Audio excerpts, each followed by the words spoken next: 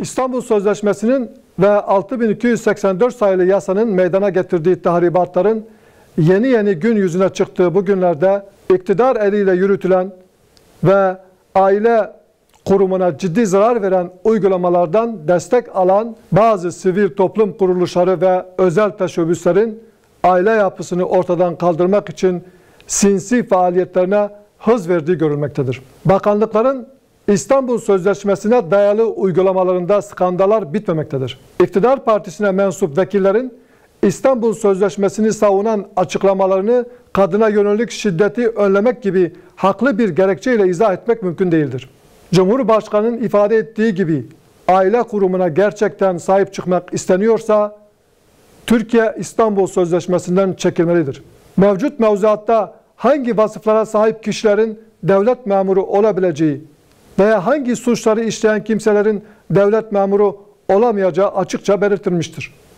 Buna ek olarak güvenlik soruşturması yapılmasına gerek olmadığı gibi böyle bir düzenleme ile kamu görevinde bulunacak kişilere siyasi iklimin de etkisiyle ideolojik yaklaşılacak ve her iktidar tarafından kadrolaşmanın ve suistimallerin önü açılacaktır.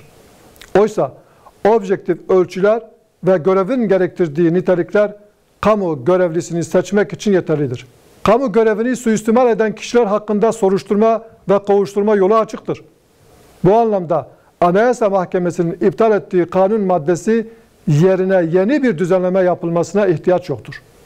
Yılın ilk 3 çeyreğinde yatırım harcamalarındaki azalmanın ortalama %15'lerde olduğu, son birkaç yılda ona yakın istihdam teşvik paketi ve seferberliğinin sonuç vermediği, işsizliğin Cumhuriyet tarihinin en yüksek rakamlarına ulaştığı düşünüldüğünde ekonomi yönetiminin sorunlarla mücadele etme noktasında yetersiz kaldığı görülmektedir.